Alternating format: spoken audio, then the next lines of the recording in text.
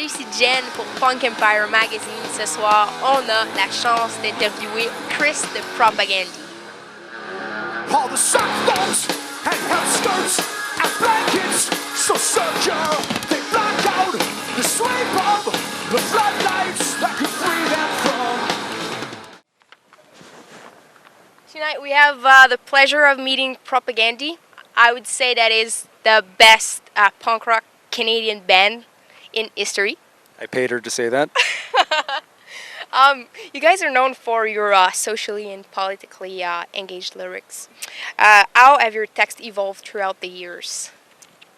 Well, I hope that they've evolved at all, first of all, but I think, we were teenagers when we wrote the first songs that were on the first record, so I think necessarily, hopefully, you're going to get better at, what you're doing as the years go by.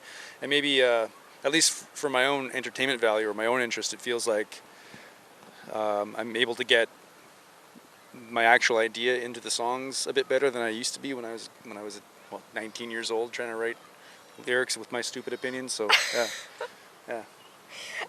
Among all the causes you have defended since the beginning of the band in 1986, am I right? Yep, that's right. Yeah. Which ones are the most important for you? I don't know if there's a most important. I think we tend to see things as all interconnected, and from time to time, what you focus on, it kind of vacillates. It goes up and down, ebbs and flows. For example, this tour is called the Tar Sands Resistance Tour, which is trying to raise awareness about the ecocide that the tar sands in Alberta are causing. And to be honest, I knew about it before, but it actually wasn't that high on my radar.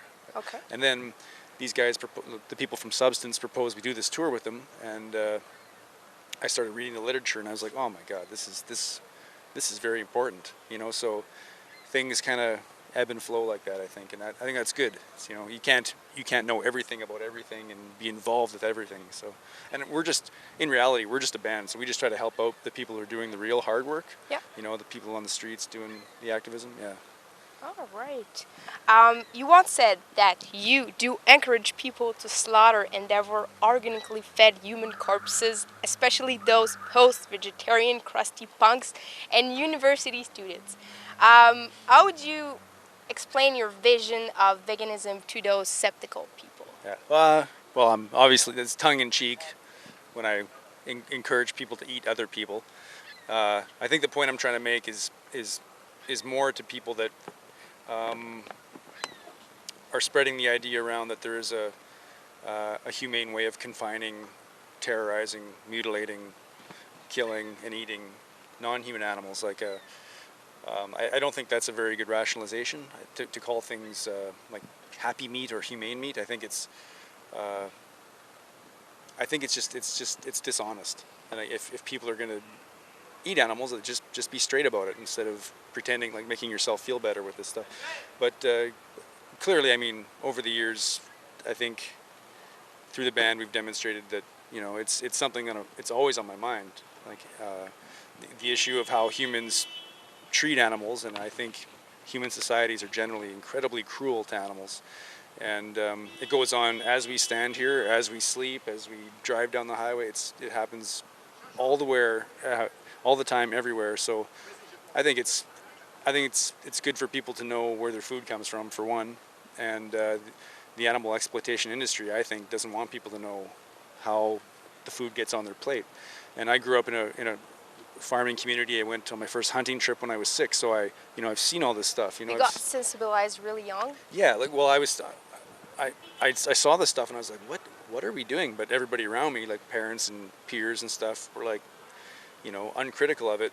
And it wasn't until I moved into a city and realized there's things called animal rights groups where there was actual other people on the planet that thought about this stuff, and I was like, holy shit, I'm not just a freak. And yeah. And that's what I think we hope to do for other people who might feel sort of isolated, maybe in small towns or in farming communities or just in families that are sort of, traditional hunting families or whatever, just to let them know, there's other people out there who think differently about how animals are treated. Right. The big question now, what do you think of the current Canadian government? Oh, that's an easy one. It stinks. Yeah, it stinks. It's just I mean, yeah. I mean, if you had a chance to lead the country or to have the power to change things, what would be your first priority?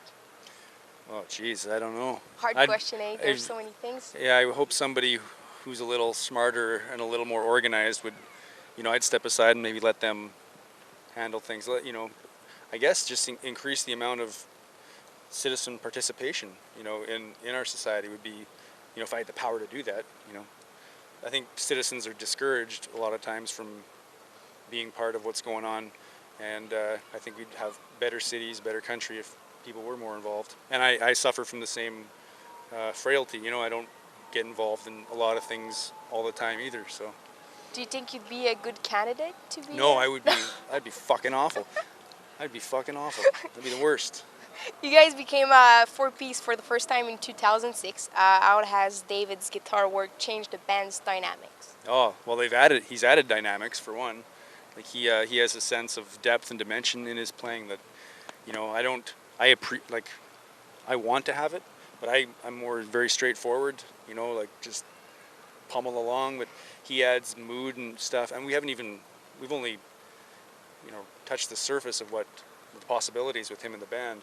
And yeah, it's super exciting to have a fourth member, and just to hear the songs bigger and fuller. And he's such a subtle player too. He's not like some guy who wants to jump up there and do the solos. I do that, and I really dig that style of playing. So it gives more space for more technical riffs and.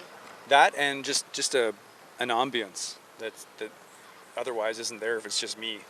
Oh, that's great. Do what you feel you must. But as for me, I was not put upon this earth to subjugate us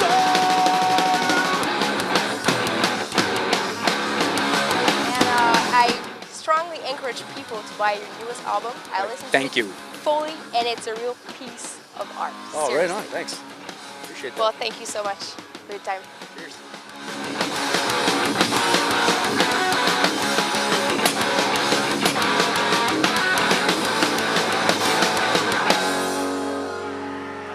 Bonsoir, nous sommes Propagandhi.